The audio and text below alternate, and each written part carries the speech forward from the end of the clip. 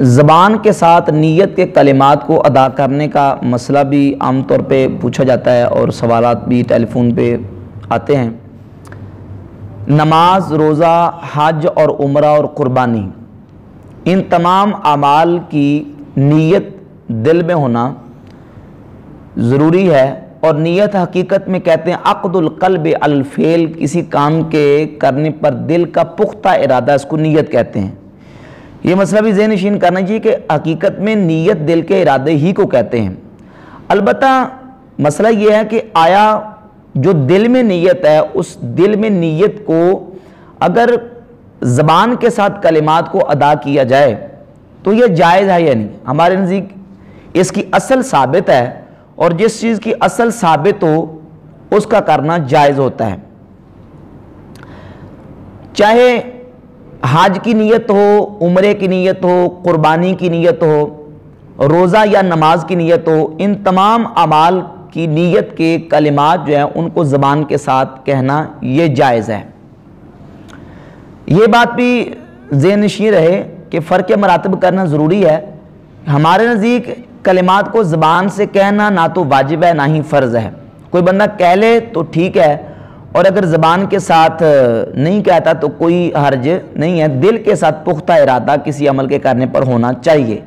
زبان کے ساتھ اگر کہتا ہے تو جائز ہے، مستحب ہے، اچھا عمل ہے، تاکہ زبان اور دل دونوں آپس میں، زبان دل کی تاکید کر دے اور آپس میں دونوں جمع ہو جائیں۔ رسول اللہ صلی اللہ علیہ وآلہ وسلم سے اس کی اصل ثابت ہے۔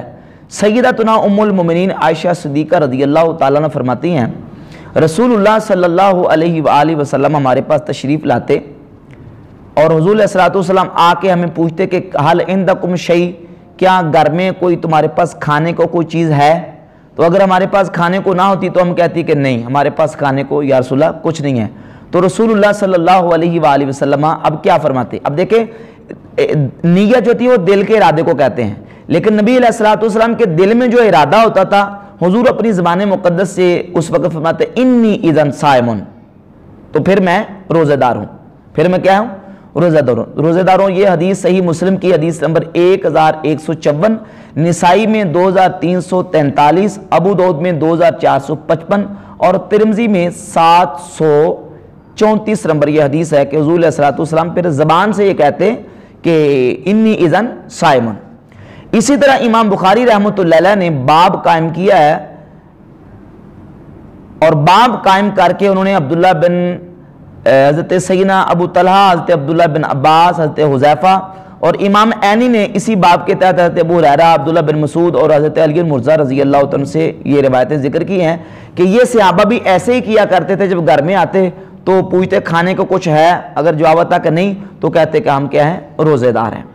تو جو دل میں نیت تھی روزے دار ہونے کی، اس کو زبان سے ادا کرتا۔ اور تمام محدثین نے، یہ جو پہلے میں نے حضرت عائشہ سے حدیث بیان کی ہے، تمام محدثین نے اس حدیث کو نیت کے باب میں ذکر کیا ہے۔ کس باب میں؟ نیت کے باب میں۔ تو نیت کے باب میں ذکر کرنا میں اس بات کی دلیل ہے کہ الفاظ جو ہے کلمات ان کو زبان سے نبی کریم علیہ السلام اور صحابہ کہا کرتے تھے۔ امام ابن مندہ رحمۃ اللہ علیہ کتاب الفوائد میں اس حدیث کو سیدنا انس بن مالک رضی اللہ تعالیٰ عنہ سے لے کے آئے ہیں۔ حدثنا الانصاری حدثنا سلیمان التیمی ان انس کان یقرأ انی نذرت للرحمن صوما وصمت، کہ سیدنا انس بن مالک روزہ رکھنے سے پہلے یہ کلمات کہا کرتے تھے، انی نذرت للرحمن صوما وصمت۔ فوائد ابن مندہ کی جلد 1 صفحہ 26 پر یہ روایت موجود ہے۔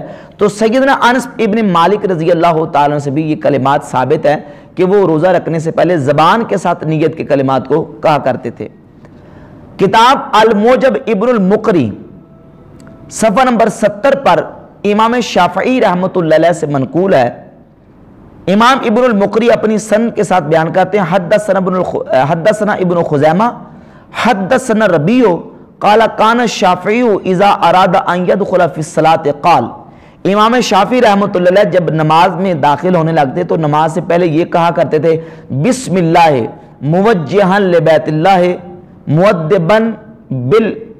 مودبا بالفرض اللہ عز وجل اللہ اکبر، یعنی اللہ کے نام کے ساتھ شروع، اللہ کے گھر خانہ کعبہ کی طرف توجہ کرتے ہوئے اور اللہ کے فرض کو ادا کرتے ہوئے اللہ اکبر کہہ کے امام شافعی رحمۃ اللہ علیہ نماز پڑھنے سے پہلے یہ کلمات نیت کے ادا کرتے تھے۔ تو صحابہ کرام سے اور اسلاف سے نیت کے کلمات کو زبان کے ساتھ ادا کرنا یہ ثابت ہے، اور پھر رسول اللہ صلی اللہ علیہ وآلہ وسلم سے بھی بعض اعمال کا جو ہے وہ ان کی نیت زبان سے ادا کرنا ثابت ہے۔ جس طرح نبی کریم صلی اللہ علیہ وسلم جب قربانی کرتے تو قربانی کرتے ہوئے حضور یہ کلمات کہتے اللہم لک و منک، صحیح مسلم میں موجود ہے کہ یا اللہ یہ قربانی تیری طرف سے اور تیرے ہی لیے ہے۔ اب ظاہر ہے کہ یہ نیت ہے دل میں، لیکن حضور علیہ الصلوۃ والسلام جو دل کا ارادہ تھا اس کو زبان سے بھی کہا کرتے تھے اللہم لک و منک۔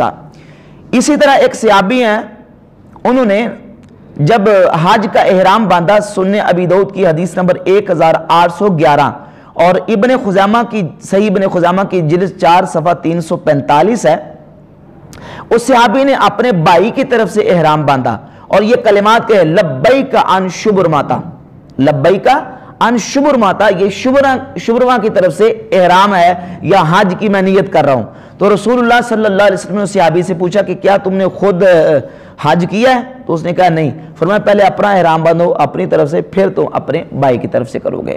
تو اس صحابی نے اپنے جو نیت تھی اس کو زبان کے ساتھ ادا کیا، تو ثابت ہوا کہ زبان کے ساتھ نیت کی کلمات کو کہہ لیا جائے تو یہ اس کی اصل حدیث سے ثابت ہے۔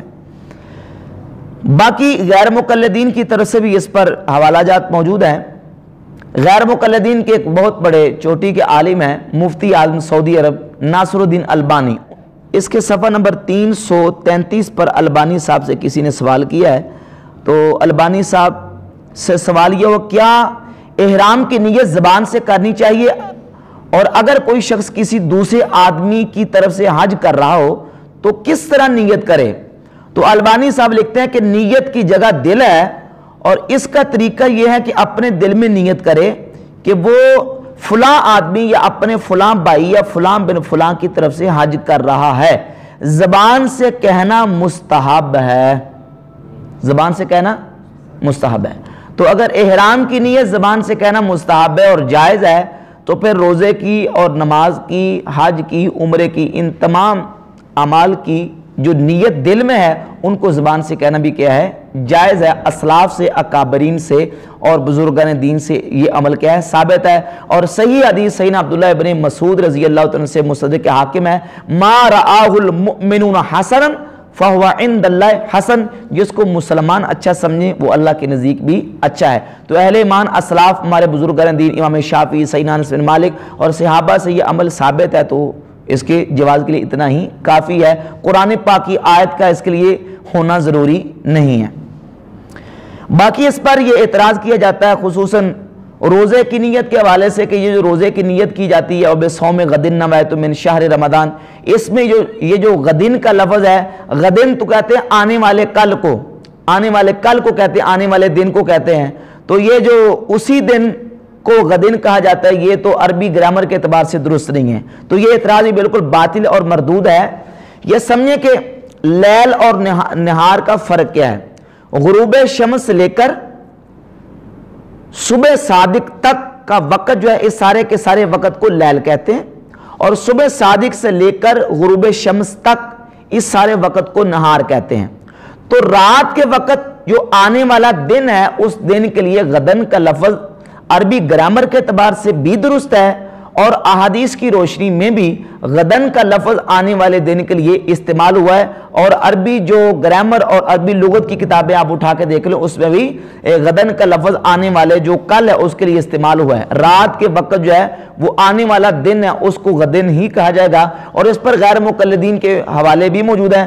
فتاوی ابن تیمیہ کی جلد 5 صفحہ 375 پر، اور غیر مقلدین کا فتاوی لجنہ دائمہ اس کی جلد نمبر 9 صفحہ 21 پر اس بات کو تسلیم کیا گیا ہے کہ رات کے وقت آنے والا جو دن ہے اس کو غدن کا لفظ کے ساتھ تعبیر کر سکتے ہیں، لہذا یہ اعتراض بھی بالکل باطل اور مردود ہے۔